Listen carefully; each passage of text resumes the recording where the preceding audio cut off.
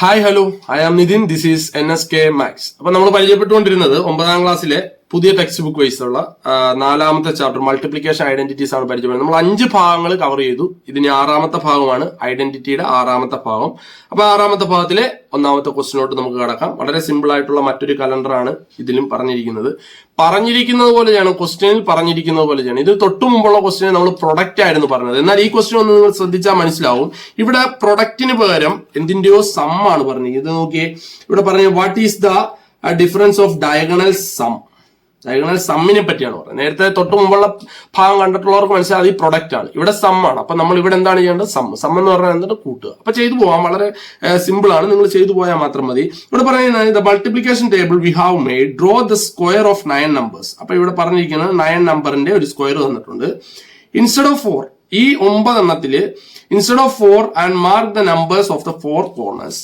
ഈ 9 എണ്ണത്തില് 4 എണ്ണം അവർ 4 കോർണറിലുള്ള 4 നമ്പേഴ്സ് എന്ത് ചെയ്തിട്ടുണ്ട്? മാർക്ക് ചെയ്തു. ഇനി 1ാമത്തെ ക്വസ്റ്റിനോട്ട് പോകാം. എന്താണ് 1ാമത്തെ ക്വസ്റ്റ്യൻ പറഞ്ഞത്? What is the difference of diagonal sum? Diagonal sum അതായത് കോണോട് കോണുള്ളതിന്റെ സം. അപ്പൊ 6ഉം 20ഉം 6 + 20 സം ആയതുകൊണ്ടാണ് പ്ലസ്. അപ്പൊ എത്ര? 26. ഇനി 12ഉം 10ഉം അല്ലെ? അപ്പൊ 12 + 10 ദാറ്റ് ഈസ് ഈക്വൽ ടു 22. ഇനി അവർ പറയുന്നത് ഡിഫറൻസ് പറയുന്നുണ്ട്. അപ്പൊ ഇതിന്റെ ഡിഫറൻസ് എത്ര? 26 - 22 ദാറ്റ് ഈസ് ഈക്വൽ ടു 13. സംഭവം മനസ്സിലായ? അപ്പൊ ഡയഗണൽ സമ്മിന്റെ ഡിഫറൻസ് എന്ന് പറയുന്നത് നമുക്ക് 4 കിട്ടി. തീർന്നില്ല. 2ാമത്തെ ഭാഗത്ത് അവർ എന്താണ് പറഞ്ഞിരിക്കുന്നത്? Using algebra. ഇത് നമുക്ക് എന്ത് ചെയ്യണം? ഓൾജിബ്ര വെച്ചും കൂടെ നമുക്ക് എന്ത് ചെയ്യണം?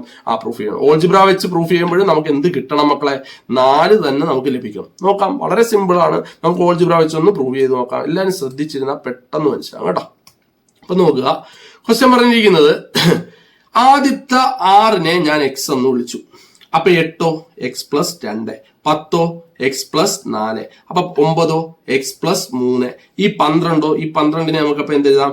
X + 6, 15നെ എന്തെന്ന് എഴുതാം? നമുക്ക് X എന്തായിട്ട് 6 ആയിട്ടല്ലേ വിളിച്ചത്? അപ്പൊ X + 9. സംഭവം മനസ്സിലായ? ഇനി 12നെ X-നെ 6 എന്നല്ലേ വിളിച്ചത്? അപ്പൊ X + 6. അടുത്ത 16നെ എന്ത് ചെയ്യാം? X + 10. അടുത്ത 20നെ എന്ത് എഴുതാം?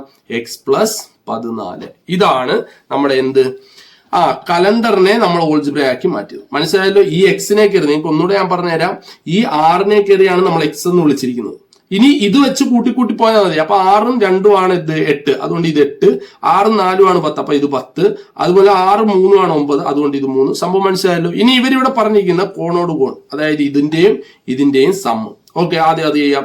X + 14 that is equal to X + X എത്ര? 2X + 14. അടുത്തത് ഇതും ഇതിന്റെയും കൂടെ സം എന്ന് പറഞ്ഞാൽ എന്ത് വരും? X + 6 + X + 4 that is equal to Xും Xും കൂടെ എന്ത് വരും? 2X + 6ഉം 4ഉം കൂടെ എന്ത് വരും? 10. അപ്പൊ 2 എണ്ണത്തിനെ സം നമുക്ക് കിട്ടി. ഇനി ഇതിൽ നിന്നും ഇതെന്ത് ചെയ്യണം? കുറയ്ക്കണം. അപ്പൊ ദേ ജസ്റ്റ് കുറച്ച് നോക്കിയാൽ മാത്രം മതി, ആൻസർ കിട്ടും. 2X + 10ൽ നിന്നും കുറയ്ക്കാൻ പോകുന്നത് എന്തോ കുറയ്ക്കേണ്ടത്? 2X + 14 അല്ലെ? കുറച്ച്. അപ്പം 2X + 10, ഈ മൈനസ് അകത്തോട്ട് വരുമ്പോൾ -2X, ഇതിപ്പുറത്തോട്ട് വരുമ്പോൾ -14 ദാറ്റ് ഈസ് ഈക്വൽ ടു ഈ +2Xും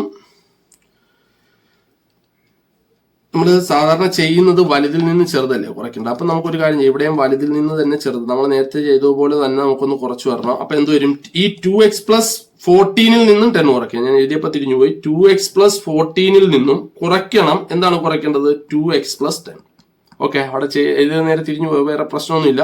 ഈ മൈനസ് അകത്തോട്ട് പോകുമ്പോൾ എന്ത് വരും? ഇവിടെ 2X + 14 -2X -10 that is equal to ഈ +2Xും -2Xും കട്ടായി പോയി. മിച്ചം എന്താണുള്ളത്? 14 - 10 ദാറ്റ് ഈസ് ഈക്വൽ ടു എന്താണ്? 4. മനസ്സിലായല്ലോ? ഞാൻ നേരത്തെ ചെയ്തതുപോലെ തന്നെ ചെയ്യണം. ഞാൻ അവിടെ വന്നപ്പോൾ ഒന്ന് തിരിഞ്ഞു പോയതാണ്, ക്ഷമിക്കണം. മനസ്സിലായെന്ന് വിശ്വസിക്കുന്നു. വളരെ സിമ്പിൾ ആണ്. നിങ്ങൾ ഇനി 3ാമത്തെ സബ് ക്വസ്റ്റ്യൻ അവർ പറഞ്ഞിരിക്കുന്നത്, ഇത് നിങ്ങൾക്ക് മനസ്സിലായിട്ടുണ്ടെങ്കിൽ ഇതുപോലെ സ്ക്വയർ ഓഫ് 16 നമ്പേഴ്സ് നമ്മൾ ഇതുപോലെ എഴുതണം. എല്ലാം നമ്മൾ അങ്ങ് ചെയ്തു തന്നാൽ അങ്ങനെ ശരിയാവുന്നത് അല്ലേ? അപ്പൊ നിങ്ങൾ ഇത് പഠിച്ചതിന് ശേഷം ഇതുപോലെ ഇവിടെ ഇപ്പൊ എത്ര നമ്പർ എഴുതിയത്? 9. ഇതുപോലെ നിങ്ങൾ 16 നമ്പേഴ്സ് എഴുതിയതിന് ശേഷം നിങ്ങൾ ഇതുപോലെ എന്ത് ചെയ്യണം? ഓൾജിബ്ര വെച്ചൊന്ന് എന്ത് ചെയ്യണം? പ്രൂഫ് ചെയ്തൊന്ന് ഹോംവർക്ക് ചെയ്തു. ഓക്കെ, ഇത് നല്ലോണം പഠിച്ചതിന് ശേഷം എന്നിട്ട് ആ 3ാമത്തെ ക്വസ്റ്റ്യൻ പഠിച്ച് ഹോംവർക്ക് ചെയ്തിട്ട് അതിന്റെ ആൻസർ എനിക്കൊന്ന് കമന്റ് ചെയ്യണം. ഓക്കെ, അപ്പൊ ഇന്നത്തെ ഈ ഭാഗവും നിങ്ങൾക്ക് നന്നായിട്ട് മനസ്സിലായെന്നുള്ള വിശ്വാസത്തോടു കൂടി ഞാൻ ഇന്നത്തെ ക്ലാസ് വൈൻഡപ്പ് ചെയ്യുന്നു. നെക്സ്റ്റ് വീഡിയോയിൽ അടുത്ത ഭാഗവുമായിട്ട് നമുക്ക് കാണാം. അതുവരേക്കും ഗുഡ് ബൈ.